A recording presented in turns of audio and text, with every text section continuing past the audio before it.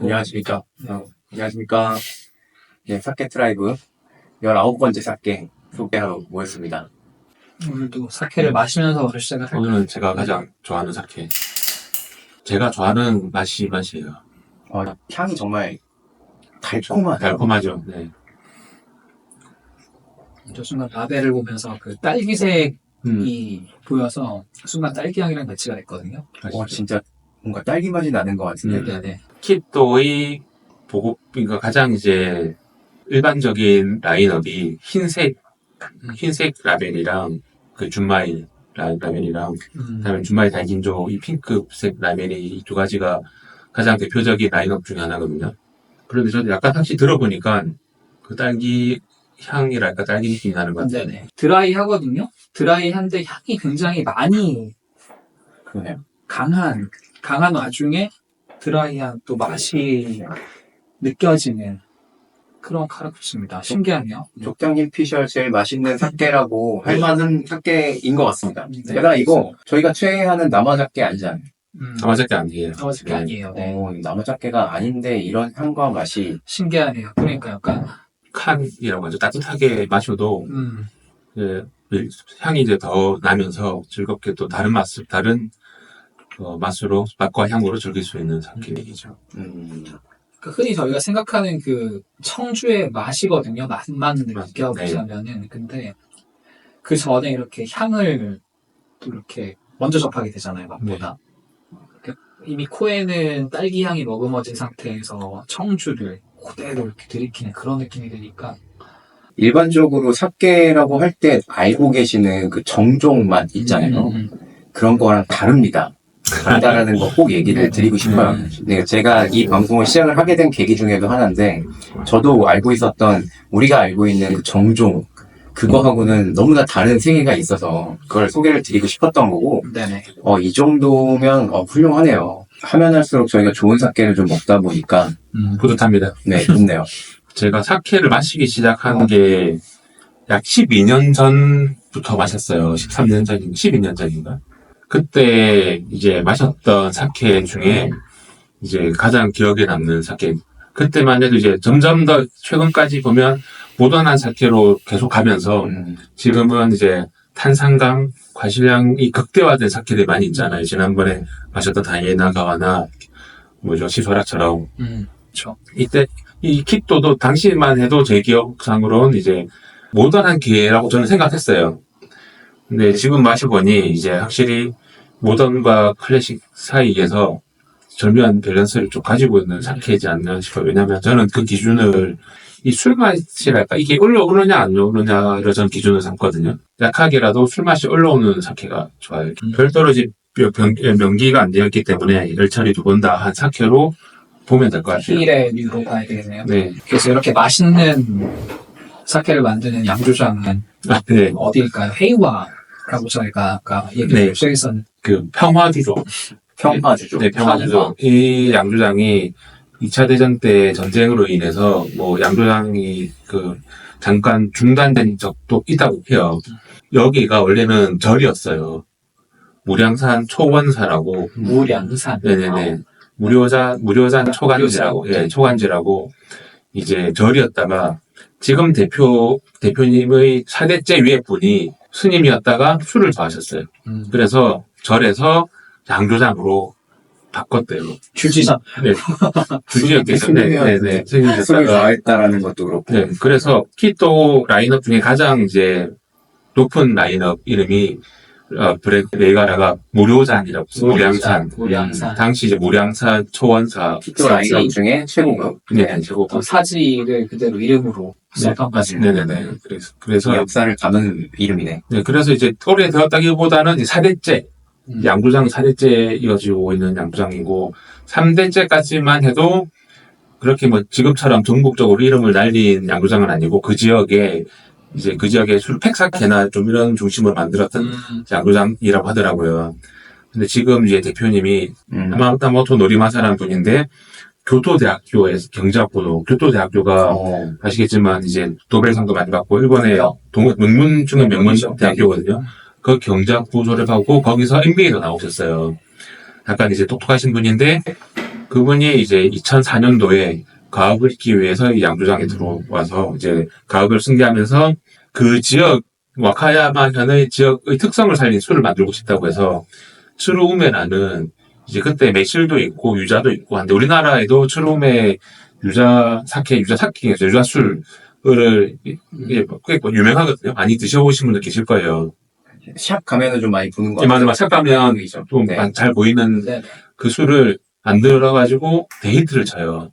그래서 이제 쭈루메로 성공 한번 하시고, 그 다음에 2007년도에 이제 사케로 이제 그 와카야마 현의 맛을 제대로 살려보자고 해서 이름도 와카야마 현이 옛날 이름이 이제 키이노쿠니, 고베는 하리마이기도 하고 반슈보다잖아요. 이게 여기는 키이노쿠니고 이제 키슈라고 돼요. 그러니까 키슈의 땅, 풍토, 땅, 토자. 그 키자에다가 토자를 붙여서 킵도라고 이름을 지었고, 또 하나 더 의미로는 이제 자기 아이처럼 키우겠다고 해서 이제 KID, 아이의 키도 해서 이제 이름을 키도라고 지었다고 하는데, 이건 이제 공식적인 이야기고, 그다음에 비공식적인 이야기는 야마모토 키드라고 유명한 K1 파이터, 네, K1 파이터, 프라이데이 타입 파이터였던 네. 한때 일본에서 격투천재로 불렸던 야마모토 키드. 네, 야마모토 키드의 이 대표님 이름도 야마모토잖아요, 성이. 그래서 야마모토 키드라는 이름에서 따오지 않았냐라는 설도 있어요. 이거는 공식적으로 인정된 설은 아니고. 굉장히 많은 내러티브가 녹아있는. 네, 맞습니다. 네. 재밌네요. 그래서 2007년도에 키토라는 브랜드를 만들고, 당시만 해도 이제 사케 양조장이 많이 이제 꺾이는 시기였어요. 술을 많이 안 마시게 됐고, 사케 양조장들이 많이 힘들 때인데, 많이 힘들면서 이제 전체적인 생산량을 줄 때였어요. 그때 이제 젊은 사람들로 중심으로 된 양조장을 만들자고 해서, 그때 저는 20대가 그랬을 거야. 아마 평균 연령 20대인 양조장으로 만들어서, 그래서 이제 젊은 양조장이라는 브랜드, 약간 그런 테마로 화제가 되게 됐어요. 언론이라든 대부분에서도.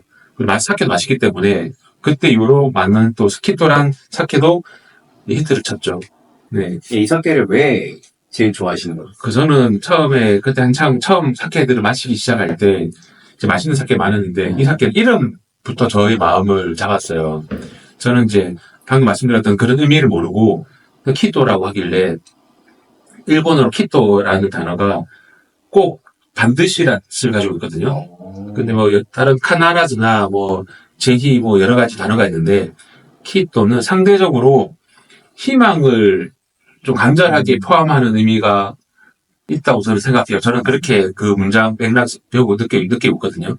그래서 꼭 키토 이루어지고 싶은 일이 있을 때 키토라는 단어를 쓰고 꼭 했으면 좋겠어.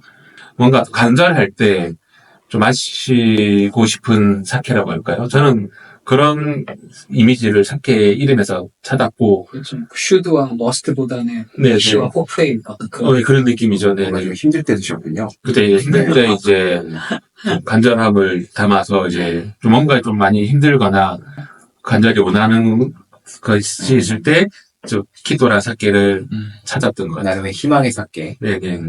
맛도 있고, 당연히 맛도 있고, 저는 자드라는 가수를 제일 좋아하거든요. 자드 가수, 그 노래 중에, 지금 가수, 키토 와스레나이라는 단어가, 가사가 있어요. 키토 와스레나이, 유레르 오모, 아니야. 소리에서 그런 게 아니라, 생각나서. 저희가 어쨌든 이 사케가 이제 와카야마현 사케라고 얘기를 주셨습니다. 맞아요. 네, 와카야마 얘기를 좀 해볼까요? 네, 와카야마 현이, 네. 한자를 보시면 아시겠지만, 일본의 고대시가 와카거든요. 그 와카, 한자 그대로 쓰고, 산자를 써가지고, 와카야마 현이에요. 와카는 일단 일본의 고대시이고, 다음에 이제 만엽집이라고, 정말 유명한 그 와카 그 시집이 있어요. 지금 일본 연호가 레이와잖아요. 레이와가 그 와카 시집의 만엽집에 있는 시에서 그 단어를 가져갔어요. 하나씩 가지고 제 기억으로 은은한 농롱한 달, 그 다음에 좀 평화로운 바람 이런 내용의 문구에서 하나씩 가져와서 이제 영자랑 화자 가져와서 레이와라고 이제 새로운 연호를 가졌죠. 어, 네. 이 시 작가가 오토마 다비토라고 정말 유명하신 분이 있거든요.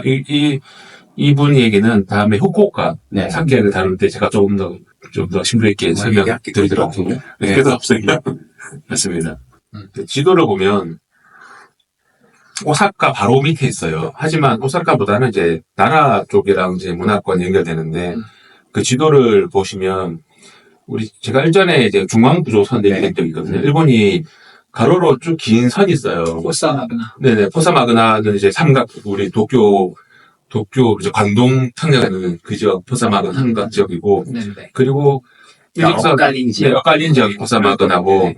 그다음에 이제 일직선이 그 중앙구조선이 있는데, 그 중앙구조선의 한 부분으로서 이제 오사카랑 와카야마가 나뉘어요. 그러다 보니 거기에 이제 그 이즈미 산맥, 이제 지도가 보시면 정말 자로 그은 것처럼 이즈미 산맥이 있고 그 밑에 키노카와라고 이제 강도 흘러요. 그렇게 산맥과 강으로 오사카와 나뉘어지기 때문에 이제 오사카에서 직접 이제 왕래하기 힘들고 이제 나라를 통해서 돌아서 이제 높은 산으로 이렇게 경계가 지어져 있다 보니 네, 오사카에서 나라까지 갔다가 이렇게 네, 돌아 네. 들어와서 직선 도로로는 가깝지만 문화권이 완전 다를 수밖에 없죠. 지금은 이제 뭐 바로 보시지만 옛날에 고대사적으로 보면 네, 그렇게 되어 있습니다. 여기는 사실 와카야마는 네. 뭐 저야 여행 오면 있으니까 그래도 관광을 많이 가는 곳이니까요. 많이 가요? 많이 가는 곳이죠. 그래도 비교적. 비교적. 쿠마노고도 같은 경우에는 네. 원래부터 유명한 곳이기도 했으니까 맞아요. 쿠마노고도가 어떤 곳인지 설명을 잠깐 해주신다면. 쿠마노고도 일본이 와카야마현이 키이반도의 서쪽에 있어요. 여기는 일본 불교의 성지. 다음에 동쪽에 있는 미에현은 일본의 신사의 성지. 그래서 하는데 이쪽은 이제 불교 성지 가운데 이제 고야산에도 있고, 그다음에 이제 쿠마노고도 쪽에는 쿠마노 산잔이라고 세 개의 큰 절이 있어요. 그 세 개의 절을 돌고 그 지역, 그 일대를 참배하는 게 이제 쿠마노고도라는 이제 참배길이죠. 참배길이고. 그래서 순례길이라고. 순례길이죠. 순례길이고, 유네스코에 지정된 전 세계에서 이제 산티아고랑 여기 쿠마노고도 두 군데가 이제 지정된 네. 고도라고 알고 있습니다. 그러니까 사실 산티아고 순례길 같은 경우에는 네. 너무 많이 알려져 있고 사실 뭐 순례길 하면 산티아고밖에 모른다라고 할 정도로 사람들이 많이 가는데 여기는 생각보다 덜 알려져 있고 그리고 오히려 갔다 온 사람들이 더 여기가 더 유니크하다라고 해서 요즘 조금 뜨는 것 같거든요. 그러니까 한국 사람들한테 아직 좀 덜 알려져 있는 것 같다. 저도 옛날에 가보고 싶어서 찾아본 적이 있었어요. 그 사진을 보잖아요, 이렇게. 그랬더니 산이랑 정말 오래된, 뭐, 이끼 껴있고, 여기저기에, 그런 좀 신비로운, 좀 풍경 사진도 많이 있더라고요. 그래서, 한번 언젠간 가보고 싶다, 더 늙기 전에. 그래서 이제, 와카야마현 하면 관광지가, 물론 온천이나 바닷가, 뭐, 이런 귀한 괴석, 이런 부분도 유명하지만, 저는 이제 세 가지를 뽑는다면, 쿠마노고도, 쿠마산장, 그다음 고야산, 그다음에 나치폭포라고 이제 100m 넘는 큰 폭포가 있어요. 네, 이름이 나치폭포거든요. 거기 히로시사 해가지고 와카야마현 대표적인 사진을 하면 오히려 고야산보다 이제 나치폭포를 배경으로 하는 사진이 더 인상 깊었어요, 저한테는. 그래서 이 세 군데가 이제 와카야마현의 관광지로 정말 꼭 가봐야 될 관광지라고 저는 생각합니다. きっと忘れない眩しい眼差しを信じたい